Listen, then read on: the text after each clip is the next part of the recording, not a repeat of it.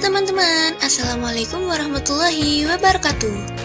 Perkenalkan, aku Erinsa Maharani.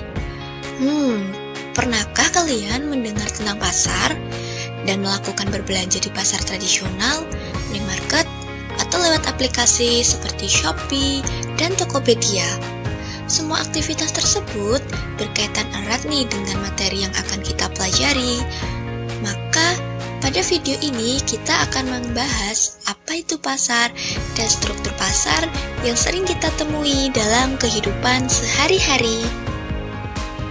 Selanjutnya, setelah menyimak video ini, diharapkan teman-teman semua dapat yang pertama menjelaskan pengertian pasar, yang kedua mengidentifikasi jenis pasar, yang ketiga menjelaskan pengertian struktur pasar, yang keempat membedakan berbagai bentuk struktur pasar, dan yang kelima memberikan contoh nyata pasar dan struktur pasar dalam kehidupan sehari-hari. Sebelum itu, kalian tahu tidak pasar itu apa? Pasar adalah tempat bertemunya penjual dan pembeli untuk melakukan transaksi jual beli suatu barang atau jasa baik secara langsung maupun tidak langsung. Pasar tidak selalu berupa tempat fisik. Selama interaksi antara penjual dan pembeli ada kesepakatan harga, maka itu sudah disebut pasar.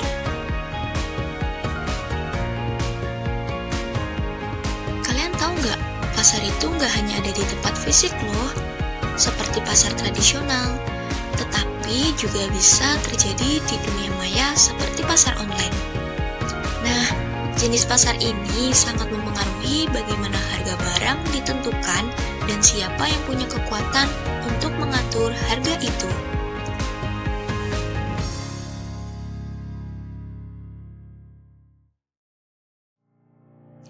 Nah, setelah kalian mengetahui pengertian pasar, kemudian apa itu struktur pasar? Struktur pasar adalah pengelompokan pasar berdasarkan jumlah penjual, jumlah pembeli, serta kemampuan pelaku pasar dalam menentukan harga. Biasanya, struktur pasar memengaruhi tingkat persaingan dan strategi yang dilakukan oleh pelaku usaha. Struktur pasar itu dibagi menjadi 4 untuk kita bahas secara bersama-sama dan untuk kamu ketahui. Yang pertama, pasar persaingan sempurna. Apa itu pasar persaingan sempurna? Pasar persaingan sempurna adalah jenis pasar di mana terdapat banyak penjual dan banyak pembeli, serta barang yang diperjualkan itu bersifat homogen atau sama. Karena produknya sama, dan tidak ada perbedaan mulai dari segi merek, kualitas, maupun kemasan yang mencolok antara penjual. Karena barangnya sama, maka pembeli bisa membeli dari penjual di mana saja tanpa khawatir perbedaan kualitas. Selain itu, harga terbentuk secara alami melalui proses permintaan dan penawaran di pasar, sehingga tidak ada penjual yang dapat menentukan atau mempengaruhi harga itu sendiri. Contoh dari pasar persaingan sempurna yang paling mudah kita temui yaitu ada pada pasar beras di pasar tradisional. Misalnya nih, di satu pasar itu terdapat banyak pedagang beras yang menjual jenis beras yang sama seperti beras premium, medium. Nah, setiap pedagang itu menawarkan beras dengan kualitas yang hampir serupa baik dari segi warnanya, ukuran, maupun rasa. Ketika harga beras yang dijual antar pedagang itu juga relatif sama, misalkan saja harga beras sekitar 12.000 hingga 12.500 per kilonya. Jika ada satu pedagang yang menaikkan harga terlalu tinggi, maka pembeli akan berpindah ke pedagang yang lain yang menjual beras serupa namun dengan harga yang lebih murah. Sebaliknya, jika seorang pedagang menurunkan harga terlalu rendah, ia justru akan mengalami kerugian. Maka hal ini menunjukkan bahwa penjual hanya bertindak sebagai penerima harga atau price taker. Mereka tidak bisa menentukan harga sendiri, melainkan harus mengikuti harga pasar yang berlaku. Itulah salah satu contoh utama dari pasar persaingan sempurna. Ciri-ciri dari pasar persaingan sempurna adalah yang pertama, banyak penjual dan pembeli. Yang kedua, barang yang dijual homogen atau sama. Yang ketiga, tidak ada hambatan bagi penjual atau pembeli untuk masuk dan keluar dari pasar. Yang kedua, pasar persaingan monopolistik. Pasar persaingan monopolistik merupakan sebuah pasar yang terdapat banyak penjual, namun barang atau jasa yang dijual itu tidak sepenuhnya sama. Setiap penjual berusaha memberikan ciri khas pada produknya, baik dari segi merek, kualitas, rasa, kemasan, pelayanan, maupun suasana tempatnya. Meskipun produk yang dijual itu termasuk dalam jenis yang sama, misalkan saja pada makanan cepat saji atau minuman kopi, dari setiap produk itu pasti memiliki keunikan tertentu yang membedakannya dari produk pesaing. Karena adanya perbedaan tersebut, konsumen tidak hanya mempertimbangkan dari segi harga, tetapi juga bisa mempertimbangkan dari segi selera, kenyamanan, dan preferensi pribadi. Akibatnya, penjual memiliki sedikit kebebasan dalam menentukan harga, meskipun tetap harus memperhatikan harga dari pesaing.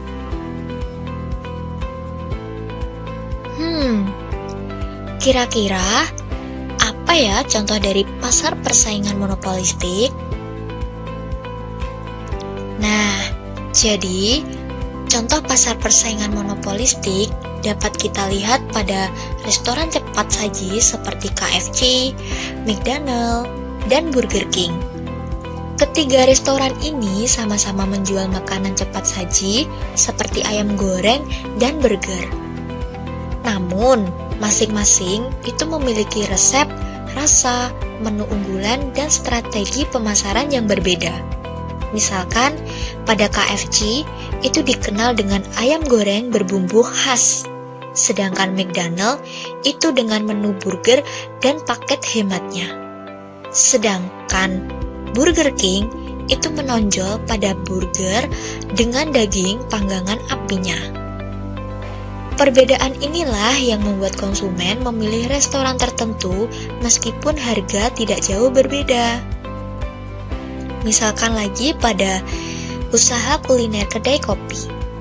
Banyak kedai kopi yang menjual minuman berbahan dasar kopi, tetapi setiap kedai itu memiliki merek, cita rasa, penyajian, dan konsep tempat yang berbeda. Ada kedai yang menonjolkan kopi lokal, ada yang menawarkan suasana nyaman untuk belajar atau bekerja, dan ada pula yang fokus pada harga terjangkau. Meskipun sama-sama menjual kopi, konsumen memilih kedai tertentu berdasarkan selera dan pengalaman yang ditawarkan. Jadi bukan semata-mata karena harga. Jadi itu ya beberapa contoh dalam kehidupan sehari-hari pada pasar persaingan monopolistik. Adapun ciri-ciri dari pasar monopolistik tersendiri, yaitu yang pertama, banyak penjual. Yang kedua, barang yang dijual berbeda meskipun sejenis. Yang ketiga, penjual memiliki kekuatan untuk mempengaruhi harga. Yang ketiga, pasar oligopoli. Pasar oligopoli adalah jenis pasar yang dikuasai oleh beberapa perusahaan besar saja, sehingga jumlah penjualnya itu sedikit. Akibatnya, pilihan bagi pembeli menjadi sangat terbatas. Berbeda dengan pasar persaingan sempurna, dalam pasar oligopoli ini setiap perusahaan saling memperhatikan tindakan pesaingnya, terutama dalam hal penetapan harga, kualitas layanan, dan strategi promosi. Jika satu perusahaan menaikkan atau menurunkan harga, Perusahaan lain biasanya akan menyesuaikan. Karena perubahan tersebut dapat mempengaruhi pangsa pasar mereka. Oleh karena itu, dalam pasar oligopoli sering terjadi persaingan yang ketat. Tetapi juga terdapat kecenderungan harga antar perusahaan tidak jauh berbeda. Contoh dari pasar oligopoli dapat kita lihat pada industri operator seluler yang ada di Indonesia, seperti Telkomsel, Indosat, dan XL. Ketiga perusahaan ini menguasai sebagian besar pasar layanan telekomunikasi, sehingga peran mereka sangat besar dalam menentukan harga dan kualitas layanan. Masing-masing operator itu menawarkan produk yang serupa seperti paket data internet, layanan telepon, dan pesan singkat, tetapi dengan variasi harga, kuota, dan jaringan ya. Misalkan, ketika satu operator meluncurkan paket data dengan harga lebih murah atau kuota lebih besar, maka operator lain biasanya akan segera merespon dengan paket yang hampir serupa agar tidak kehilangan pelanggan. Hal ini menunjukkan bahwa dalam pasar oligopoli, keputusan satu perusahaan itu dapat mempengaruhi keputusan perusahaan lainnya. Oleh karena itu, perusahaan-perusahaan dalam pasar oligopoli tidak bisa bertindak secara bebas seperti pada pasar persaingan sempurna. Kemudian, ciri dari pasar oligopoli adalah yang pertama, hanya ada beberapa penjual besar. Yang kedua, barang yang dijual bisa serupa, tetapi ada perbedaan sedikit. Yang ketiga, penjual saling mempengaruhi harga dan layanan yang ada. Yang terakhir, ada pasar monopoli. Pasar monopoli adalah jenis pasar yang dikuasai oleh satu penjual saja, sehingga tidak memiliki pesaing langsung. Pasar ini sering disebut sebagai kebalikan dari pasar persaingan sempurna. Karena hanya ada satu penjual, konsumen tidak memiliki pilihan lain. Jika membutuhkan barang atau jasa tersebut, maka konsumen harus membeli dari satu penjual itu saja. Dalam pasar monopoli, penjual memiliki kekuatan besar dalam menentukan harga dan jumlah produksi, karena tidak ada perusahaan lain yang menjual produk yang sejenis. Namun pada praktiknya, terutama untuk monopoli yang dikelola oleh negara, harga dan layanan biasanya tetap diawasi oleh pemerintah ya, agar tidak merugikan masyarakat. Contoh pasar monopoli dapat kita lihat pada penyediaan listrik yang ada di Indonesia dari PLN. Nah, PLN ini merupakan satu-satunya perusahaan yang menyediakan listrik untuk masyarakat secara luas. Masyarakat tidak bisa memilih perusahaan lain untuk mendapatkan listrik, sehingga PLN itu memiliki posisi monopoli dalam sektor ini ya. Meski demikian, harga listrik tidak ditentukan secara bebas sepenuhnya oleh PLN, melainkan diatur oleh pemerintah demi menjaga keterjangkauan bagi masyarakat. Contoh lain dari pasar monopoli itu ada dari Pertamina. Pertamina ini sebagai penyedia bahan bakar minyak dan gas. Dan Pertamina memiliki peran dominan dalam distribusi BBM, terutama BBM bersubsidi. Sehingga masyarakat sangat bergantung pada perusahaan ini untuk kebutuhan energi sehari-hari ya. Ada juga dari PT KAI atau Kereta Api Indonesia. Itu merupakan contoh pasar monopoli dalam layanan transportasi.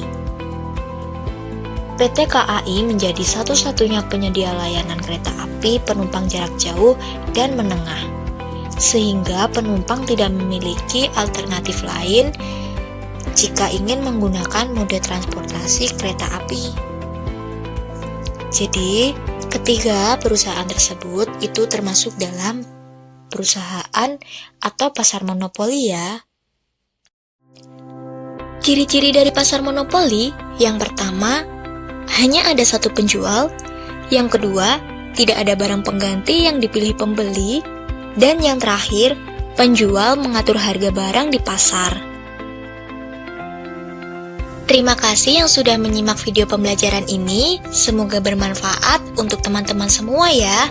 Wassalamualaikum warahmatullahi wabarakatuh. Dan sampai jumpa pada pembelajaran berikutnya ya. Bye-bye.